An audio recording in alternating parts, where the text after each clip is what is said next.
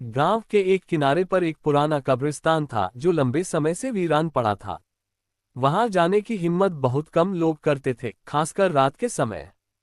कहा जाता था कि उस कब्रिस्तान में एक ताबूत रखा हुआ है जिसमें एक भूत का वास है। कई साल पहले गांव में एक धनी व्यक्ति की मौत हुई थी। उसे एक भव्य ताबूत में दफनाया गया। लेकिन कहा जाता है कि उस व्यक्ति की मौत स्वाभाविक नहीं थी। उसके नौकर ने उसके धन के लालच में उसकी हत्या कर दी थी। मौत के बाद उसकी आत्मा को शांति नहीं मिली और वह ताबूत से बंधी रह गई। एक रात रामू नाम का एक व्यक्ति गांव के बाहर से लौट रहा था। शॉर्टकट लेने के लिए उसने कब्रिस्तान का रास्ता चुना।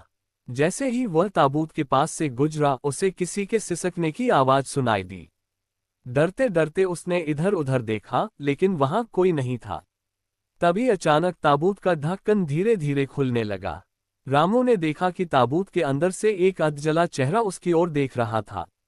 उसकी चीख सुनाई दी और वह डर के मारे वहां से भाग खड़ा हुआ। रामू की कहानी सुनकर गांव के लोग भयभीत हो गए। किसी ने दावा किया कि उसने भी रात में ताबूत के पास अजीब रोशनी देखी है। कुछ ने कहा कि वहां से किसी के रोने और चिल्लाने की आवाजें आती हैं। एक दिन गांव के युवा अर्जुन ने यह तय किया कि वह इस रहस्य को सुलझाएगा।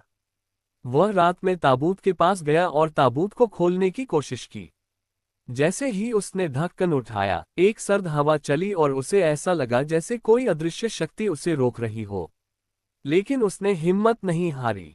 अचानक ताबूत से एक परछाई निकली और अर्जुन से कहा, तुम्हें क्या चाहिए? मुझे परेशान मत करो। अर्जुन ने कांपते हुए पूछा, तुम कौन हो और यहाँ क्यों हो? भूत ने कहा, मैं उस आदमी की आत्मा हूँ जिसे धोखे से मारा गया। मेरे हत्यारे को सजा नहीं मिली, इसलिए मैं इस ताबूत से बंधा हुआ हूँ। जब तक इंसाफ नहीं होगा मुझे मुक्ति नहीं मिलेगी। अर्जुन ने गांव वालों को ये बात बताई और सबने मिलकर उस हत्या की सच्चाई पता की।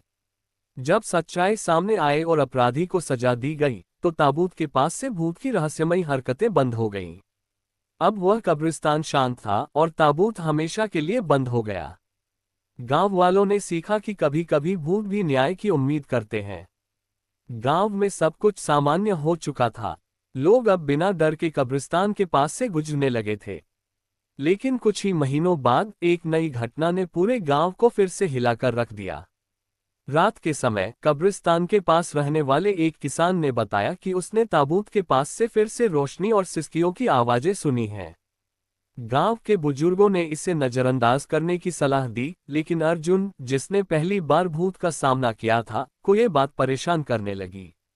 उसने सोचा कि अगर भूत को शांति मिल चुकी थी तो फिर यह सब क्या हो रहा है। कब्रिस्तान के पास से गुजरने वाले लोगों ने बताया कि उन्हें वहां एक परछाई दिखाई देती है। कई बार किसी ने महसूस किया कि जैसे कोई उनके कंधे पर हाथ रख रहा हो। सबसे चौंकाने वाली बात यह थी कि जब भी कोई ताबूत के पास जाता, उसे ऐसा लगता जैसे ताबूत किसी के अंदर से खटखटा रहा हो। अर्जुन ने फिर से इस रहस्य को सुलझाने का फैसला किया। इस बार वह अकेला नहीं गया। उसने अपने दो दोस्तों रघु और दीपक को भी अपने साथ ले लिया। तीनों ने रात के समय कब्रिस्तान में जाने की योजना बनाई। उस रात चांद बादलों के पीछे छिपा हुआ था। चारों तरफ अंधेरा और सन्नाटा था।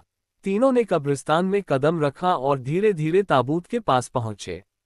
ताबूत पर धूल की मोटी परत थी, लेकिन जैसे ही अर्जुन ने उसके पास हाथ लगाया, अचानक ठंडी हवा चलने लगी।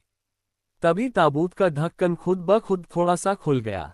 अंदर से एक घुटी हुई आवाज आई, तारानकन, मुझे बचाओ, मैं फंसा हुआ हूँ। अर्जुन ने डरते हुए पूछा, तुम कौन हो और क्या चाहते हो? आवाज आई, मैं इस जगह का पहरेदार हूँ, लेकिन एक पापी ने मुझे इस ताबूत में कैद कर दिया है। मुझे मुक्त करो ताकि मैं अपनी ड्यूटी निभा सकूं। अर्जुन और उसके दोस्तों ने समझा कि यह मामला पहले वाले भूत से अलग है। उन्होंने ताबूत को खोलने की कोशिश की, लेकिन ताबूत एकदम जंजीरों से जकड़ा हुआ था। जंजीरों पर अजीब से निशान थे, जैसे कोई जादू किया गया हो। अर्जुन ने गांव के तांत्रिक बाबा से मदद मांगी। बाबा ने बताया कि यह काम किसी काले जादू करने वाले का है। उसने इस आत्मा को कैद किया होगा ताकि वह अपने गलत कामों को अंजाम दे सके। बाबा ने अर्जुन और उसके दोस्तों को ताबूत को मुक्त करने के लिए एक अनुष्ठान करने को कहा। अर्जुन, रघु, दीपक और बाबा ने मिलकर उस ताबूत के पास एक पवित्र अनुष्ठान किया। जैसे ही मंत्र समाप्त हुए, ताबूत की जंजीरें टूट गईं और एक तेज रोशनी निकली। उस रोशनी के बीच से एक परछाई बाहर निकली और आसमान की ओर उड़ गई। भूत ने जाते जाते कहा, तुमने मुझे मुक्त कर दिया, लेकिन याद रखना, अभी भी इस गांव में काले जादू का प्रभाव है। अगर इसे खत्म नहीं किया गया तो ये जगह फिर से अशांत हो जाएगी। गांव वालों ने राहत की सांस ली, लेकिन अर्जुन को अब ये चिंता सताने लगी थी कि गांव में वह काला जादू करने वाला कौन हो सकता है। उसने ठान लिया कि वह इस खतरे का भी अंत करेगा।